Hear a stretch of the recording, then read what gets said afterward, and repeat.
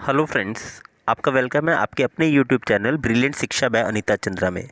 तो दोस्तों, हमारा ईमेल आईडी पे आप लोग हमें मेल कर सकते हैं brilliantshiksha@gmail.com और फेसबुक पे आप हमें फॉलो कर सकते हैं ब्रिलियंट शिक्षा से।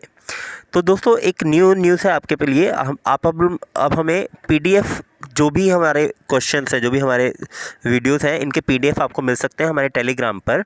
तो हमें टेलीग्राम पर भी फॉलो कीजिए ब्रिलियंट शिक्षा से।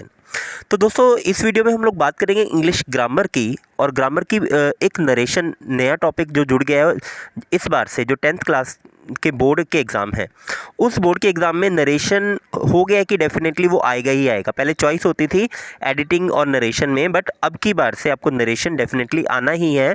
तो इसलिए ये जो वीडियोज़ है आपके लिए और भी ज़्यादा इंपॉर्टेंट हो जाती है, स्पेशली वो क्लासेस जो बोर्ड क्लासेस है, या जो बच्चे चाहते हैं कि बोर्ड में हम लोग टॉप करें इंग्लिश में, फुल मार्क्स लेना चाहते हैं। तो प्लीज़ आप लोग हमारे वीडियोस को देखते रहिए, हमारे चैनल से जुड़े रहिए।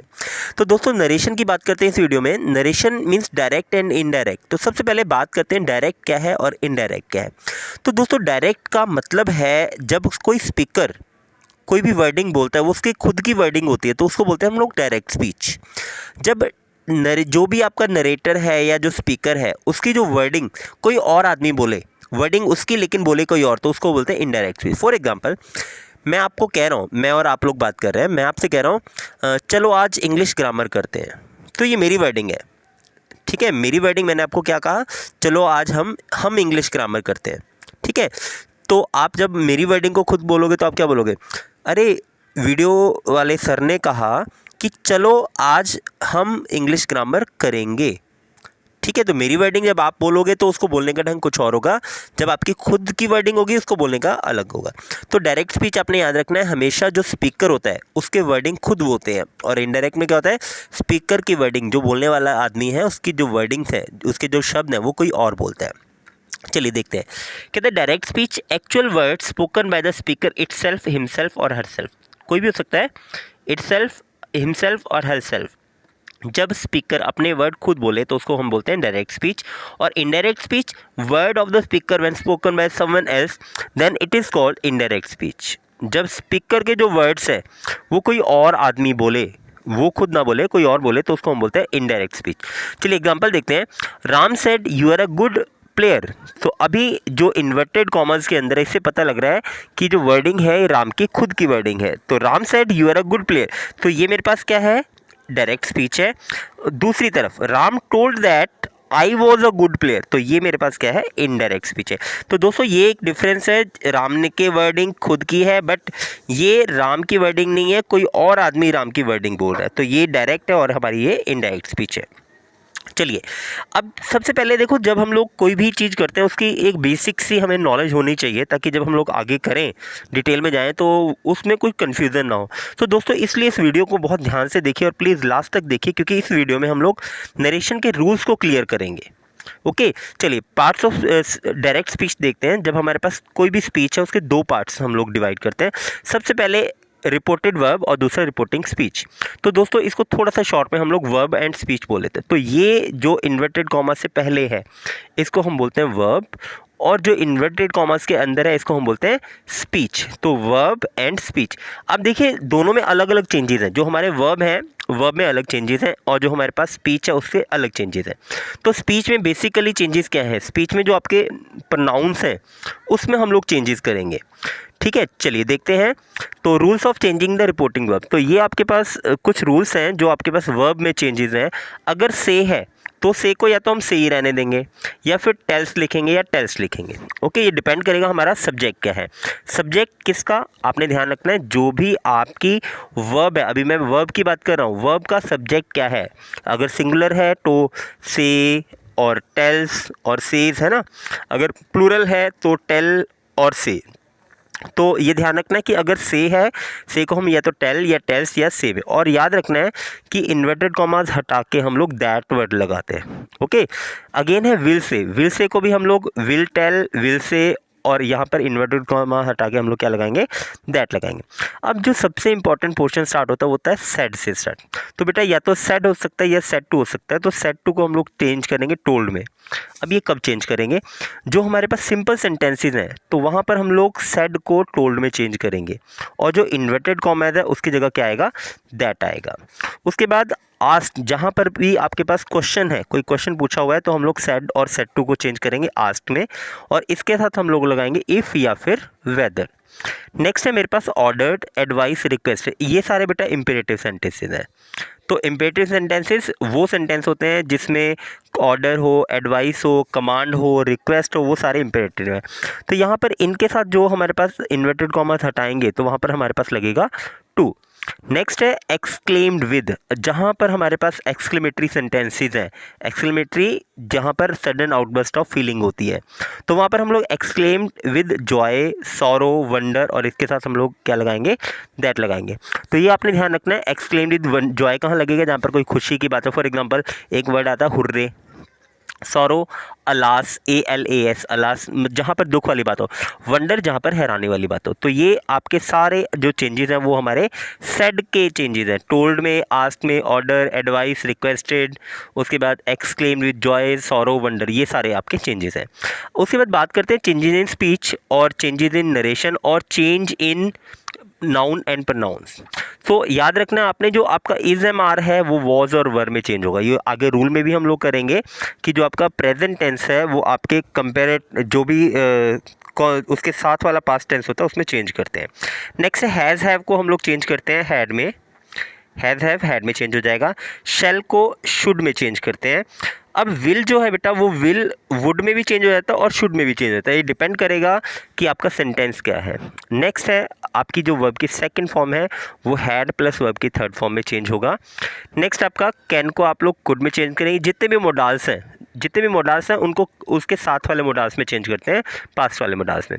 सो मस्ट को हैड टू में, मे का जो पास्ट है दैट इज़ माइट, तो मे किस में चेंज हो जाएगा, माइट में। और एक वेरी इंपॉर्टेंट, अगर कहीं पर डू नॉट, ये एडवाइस वाले सेंटेंस होते हैं। For example doctor advice do not smoke, तो जो जहाँ पर भी आपका डू नॉट आएगा आप चेंज करेंगे उसे नॉट टू में। नेक्स्ट है नाउ को हम लोग चेंज करेंगे देन में, टुडे को दैट डे में, हेयर को देयर में, दिस को दैट में, अगो को बिफोर में, टुनाइट को दैट नाइट में। तो ये सारे चेंजेस हैं। अगर आपको ये एक बार याद होंगे तो आपको नरेशन करना बहुत ईजी हो जाएगा। नेक्स्ट देखते हैं येस्टरडे जो चेंज होगा वो आपका द प्रीवियस डे में चेंज होगा। लास्ट को प्रीवियस में चेंज करते हैं। नेक्स्ट को फॉलोइंग में चेंज करते हैं। टुमारो को द नेक्स्ट डे में चेंज करते हैं। और वाज वर्क को हम लोग चेंज, याद रखना है, हैड बीन में चेंज करते हैं। तो याद रखना है वैसे भी बेटा ये जो वाज वर्क है ये आपका पास्ट इंडेफिनिट में लगता है। तो जहाँ पर भी वाज वर्क आएगा तो आप कॉन्टिन्यूस में लगता है, पास्ट कॉन्टिन्यूस। तो पास्ट कॉन्टिन्यूस टेंस को आप किस चीज़ में चेंज करेंगे, पास्ट परफेक्ट कॉन्टिन्यूस में। अब वेरी इंपॉर्टेंट पोर्शन हमारा स्टार्ट होता है, दैट इज़ एक फॉर्मूला हम लोग बार बार नरेशन जब ये भी आप करोगे तो ये SON जरूर बताएंगे, फर्स्ट सेकेंड थर्ड। ओके, तो SON फॉर S का मतलब सब्जेक्ट, O का मतलब ऑब्जेक्ट एंड N का मतलब नो चेंज। सो जो फर्स्ट पर्सन है वो आपके सब्जेक्ट के अकॉर्डिंग चेंज होगा, सेकंड पर्सन आपका ऑब्जेक्ट के हिसाब से चेंज होगा, और थर्ड पर्सन में कोई चेंज नहीं होगा। ओके, तो अब क्वेश्चन ये है, ये सब्जेक्ट कौन सा, ऑब्जेक्ट कौन सा। तो जो सब्जेक्ट और ऑब्जेक्ट की बात कर रहे हैं बेटा वो हमारा सब्जेक्ट और ऑब्जेक्ट है ये आपका जो रिपोर्टेड वर्ब है, इस वर्ब के सब्जेक्ट और ऑब्जेक्ट की बात कर रहे हैं। तो जैसे फॉर एग्जांपल इसी को देख लेते हैं। आपके यहाँ पर जो आई है कौन सा पर्सन है, फर्स्ट पर्सन। तो आई फर्स्ट पर्सन, सब्जेक्ट है यहाँ पर राम, तो ये जो आई है वो राम के हिसाब से चेंज होगा। तो चलिए देखते हैं आगे और एक बार चेंजेस देख लें, फिर उसके बाद रूल्स सारे करेंगे। तो इसको चेंजेस को करने से पहले आपको पता होना चाहिए फर्स्ट पर्सन क्या है, सेकेंड पर्सन क्या है और थर्ड पर्सन क्या है। तो दोस्तों first person I, we, my, we, our, us, ourself, myself, me, mine, ये सारे के सारे आपके क्या हैं, फर्स्ट पर्सन है। तो और भी कुछ हो सकता है। फर्स्ट पर्सन हमेशा जो स्पीकर होता है, स्पीकर और उससे रिलेटेड वर्ड्स को हम लोग फर्स्ट पर्सन बोलते हैं। Second person you, your, your self, ये सब के सब क्या है, सेकंड पर्सन है। जब हम थर्ड पर्सन की बात करते हैं तो थर्ड पर्सन में बेटा ही, शी, इट और नेम, यूजुअली हम लोग ही, शी, इट और किसी के नेम की बात करते हैं। Name for example Rohit, Ramesh, Dimple, ये सब के सब क्या हैं आपके नेम हैं। तो first person hope, first person, second person and third person आपको क्लियर हो गया होगा। चलिए एग्जांपल देखते हैं। अब यहाँ पर देखते हैं, अब आपका था SON, S means for subject, O for object, N for no change, और one first person, second person and third person. तो जो फर्स्ट पर्सन है वो सब्जेक्ट के हिसाब से, सेकंड पर्सन ऑब्जेक्ट के हिसाब से and third person no change. तो यहाँ पर देखते हैं ही सेड। अब सेड टू को मैंने कहा था सिंपल सेंटेंस है, स्टेटमेंट है सिंपल, तो क्या आ जाएगा सेड टू को टोल्ड में, हमने सेड टू को चेंज कर दिया टोल्ड में। ही सेड टू की जगह टोल्ड आ गया, मी का मी रख दिया। अब दैट इन्वर्टेड कॉमा टोल्ड लगाया तो दैट आ गया, ही टोल्ड मी दैट। यहाँ तक क्लियर हो गया। अब देखते हैं आई। आई कौन सा पर्सन है, हमने देखा आई जो है वो है हमारा फर्स्ट पर्सन। तो फर्स्ट पर्सन किसके हिसाब से चेंज होगा, फर्स्ट पर्सन जो है वो सब्जेक्ट के हिसाब से चेंज होगा। तो मैंने यहाँ पर देखा सब्जेक्ट कौन सा देखना है, जो आपके पास वर्ब वाला सब्जेक्ट है। वर्ब में सब्जेक्ट क्या है, ही। सो मेरे पास जो आई है वो मैंने ही के हिसाब से ही चेंज कर दिया। Okay, so he told me that, he और इज एम आर को हमने रूल में किया है, वॉज वर्ब में चेंज होगा, he was a good boy. Okay, चलिए नेक्स्ट देखते हैं। She said to me you are a good boy. Again she said to me you. You कौन सा पर्सन है, देखते हैं यू कौन सा पर्सन है। यू जो था बेटा हमने रूल्स में यहाँ पर किया, यू जो है सेकंड पर्सन है। अब सेकंड पर्सन किसके हिसाब से चेंज होगा, सेकंड पर्सन चेंज होगा ऑब्जेक्ट के हिसाब से। अब ऑब्जेक्ट क्या है, ऑब्जेक्ट है हमारे पास शी सेड टू मी। अब जो ऑब्जेक्ट है वो है मी, तो मी किसके लिए यूज होता है, आई के लिए। So she told me that I और इज एम आर को वॉज वर, तो आई के साथ वॉज लगता है, I was a good boy. Okay, चलिए नेक्स्ट देखते हैं। He said to me Ram is a good boy. Again अब देखना है थर्ड पर्सन राम, तो थर्ड पर्सन नो चेंज, तो ही टोल्ड मी दैट, राम को चेंज नहीं करेंगे, Ram was a good boy. तो इज एम आर को जो है वो चेंज करना है आपने वॉज सर में। ओके, एक और सेंटेंस देख लेते हैं। They said we are ill, so they told that. इतना ठीक है। वी देखते हैं कौन सा पर्सन, फर्स्ट पर्सन, तो फर्स्ट पर्सन सब्जेक्ट के हिसाब से, इसलिए दे का दे लगेगा। तो दे टोल्ड मी दैट, दे और इज एम आर को वॉज वर में दे के साथ वर लगेगा क्योंकि प्लूरल है, तो दे वर इल। चलिए नेक्स्ट देखते हैं। Sometime the object is not given. अब क्या होता है बेटा, कई बार जो आपके भी सेंटेंसेज होते हैं उसमें ऑब्जेक्ट नहीं गिवन रहेगा। एक देखते हैं एग्जांपल यहाँ पर। ही सेड, ही है और सेड है, तो यहाँ पर मेरे पास ही भी है और सेड भी है। ऑब्जेक्ट इसका नहीं है, सब्जेक्ट है लेकिन ऑब्जेक्ट नहीं है, तो हमने ऑब्जेक्ट क्या अपनी तरफ से बनाना है। तो देखते हैं, चेंज करते हैं। He said you are a good girl, तो मैंने देखा यू जो है सेकेंड पर्सन है, चेंज होगा ऑब्जेक्ट के हिसाब से, तो ऑब्जेक्ट नहीं है। जब ऑब्जेक्ट नहीं है हम अपनी तरफ से ऑब्जेक्ट लगाते हैं। So he told that she was a good girl. He told, अब यहाँ पर मैं हर लगा देता हूँ, अगर मैं हर लगाऊंगा तो शी आ गया। ओके, अगर मैं ही लगा, he told him that he was, तो यहाँ पर शी की जगह क्या हो जाता, ही हो जाता। ओके, देखते हैं next example. He said you are brave. So अब देखते हैं you against second person, again इसमें मेरे पास ऑब्जेक्ट नहीं है। सो ही टोल्ड, अब मैंने देम लगा दिया तो इसलिए क्या लगेगा, दे लगेगा।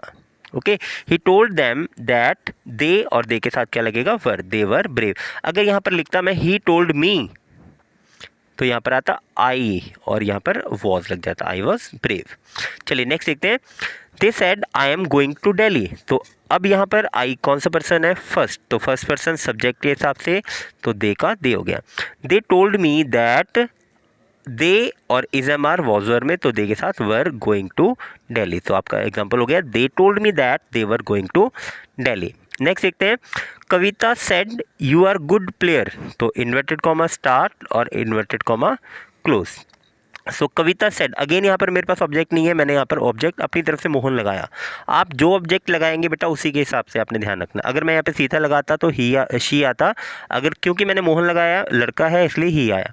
सो Kavita told Mohan that he was good player, तो he was good player. Okay, चलिए नेक्स्ट एक और एग्जांपल देखते हैं। Ramesh said I am flying a kite, so Ramesh first person है, रमेश के हिसाब से चेंज होगा, इसलिए क्या आ जाएगा, Ramesh told Heena that he. अब यहाँ पे मैंने ऑब्जेक्ट अपनी तरफ से लगाया, बट क्योंकि फर्स्ट पर्सन है सब्जेक्ट के हिसाब से चेंज होगा, तो रमेश के लिए क्या लगेगा, he. Ramesh told Heena that he was flying a kite. So दोस्तों इसी के साथ हमारे ये रूल ख़त्म हो गए हैं, ये वीडियो ख़त्म हो गई है। नेक्स्ट वीडियो देखने के लिए प्लीज़ कल तक का वेट ज़रूर करें। कल हम लोग नरेशन के अगले रूल्स स्टार्ट करेंगे। तो प्लीज़ हमारे साथ बने रहिए, सब्सक्राइब करते रहिए, अपने दोस्तों को शेयर करते रहिए और प्लीज़ ग्रामर और इंग्लिश मैथ दोनों के लिए हमारे साथ बने रहिए। Thanks for watching, thanks for subscribing.